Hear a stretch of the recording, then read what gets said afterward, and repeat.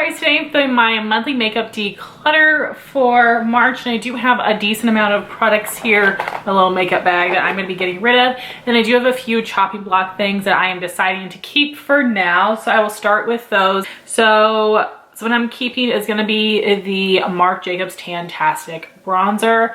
I've used this a lot this month and I really liked it. I think the color is nice. It's not too overly pigmented, so it works really well for me, blends nicely, so I'll definitely be hanging on to this, and I think that the color actually works really great for spring. Then the other item I'm going to be keeping is this Buxom Full Force lipstick in White Russian. Very different from the gloss. This is super pink, but it just looks so pretty. And this is like the only pink lip product I have in my collection, and I do quite like this. This is really my favorite bullet lipstick formula. It is a nice cream finish, not too thick and heavy like some MAC lip products are. Not too slippery, just really nice. So I will hang on to that color. Then I've got two products that I'm on the fence about, and that would be the Tarte Maracuja Juicy Lips. I know they have a couple of different versions. This is the original. I got these little freebies, and I don't love these as much as other people do. Today, I'm wearing one over top of a lip liner.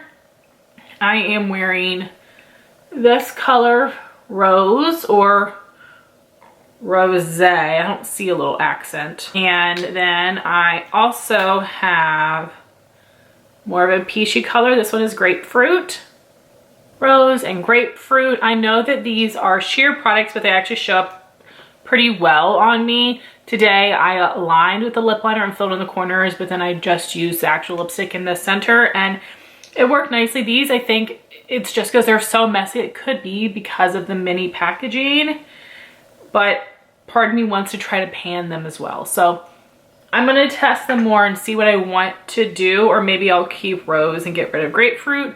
I thought I was going to get rid of both of them today, but I kind of like it. I'm not sure. I'm not going to buy any, but I think I'll hang on to those for now. I'll let you know if anything changes. So then for Declutter products, I have some face items, and some of these, most of these actually, were gifted to me from friends, so I do feel bad about that, but just testing these compared to the other things I already have in my collection, I would rather use up some other things. So first is the Bare Minerals Blemish Rescue Skin Clearing Anti-Redness Matte Primer. I think this is okay, but I just have some other primers that I prefer the consistency of. I just know it would take me so long to use it up, but nothing's really wrong with that. Then I've got the Clinique Beyond Perfecting Foundation and Concealer in CN 0.5 Shell. I'm mad I bought this shade. I wish I would have picked up shade number 1, Flax, because that is my sister's shade.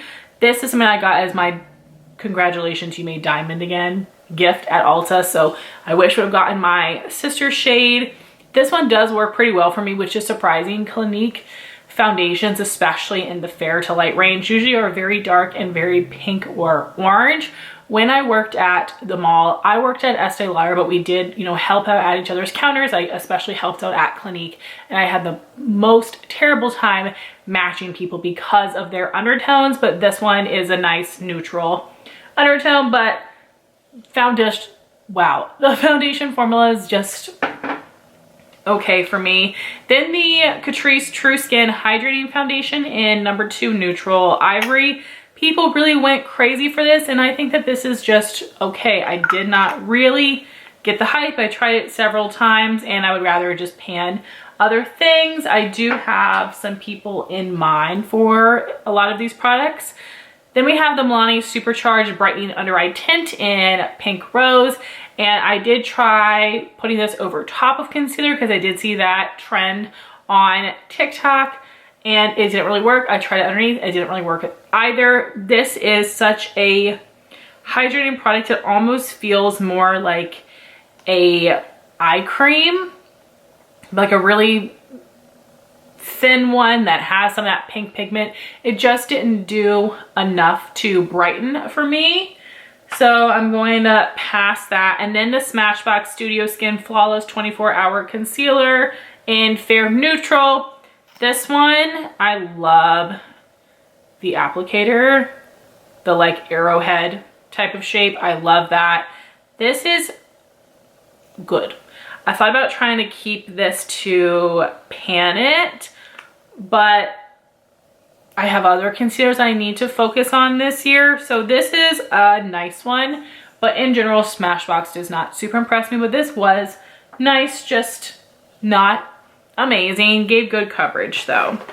Then I've got some cheek products. The first one, I'm so sad I bought this. This is the Becca Sunlit Bronzer in Bali Sands, the lightest shade. I've tried it with several different brushes and it really doesn't show up well on me, which is such a bummer. I thought it would. Capri Coast works really well. It's a great color and formula for me, but this one is just too light. So I'm going to get rid of that. Next, I have a few blushes. This first one is from Lorac. It's in the shade Spectra. It's a matte finish.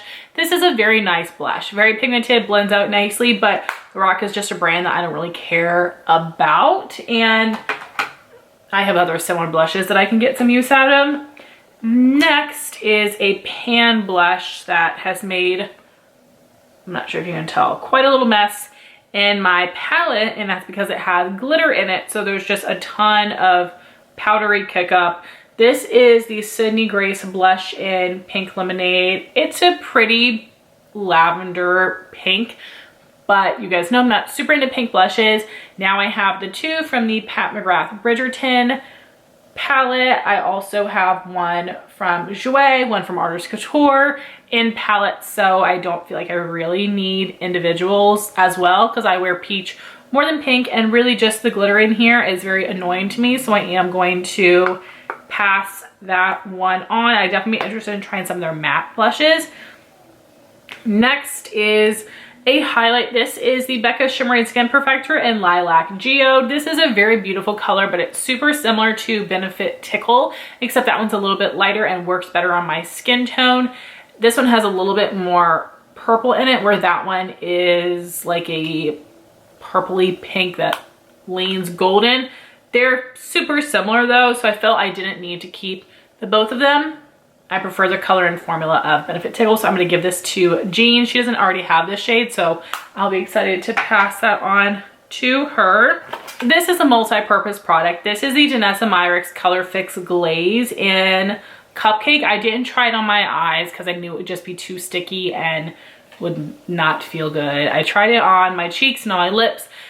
Too sticky for my cheeks. On my lips it was very pretty, but I'm not gonna use, you know, like an OCC lip tar with a lip brush. I'm not gonna do it. So I'm just going to pass that on. I think the metallic ones that she has look so pretty, and I'm still not gonna buy those, but I think as a makeup artist or someone that does really cool looks, they seem really special.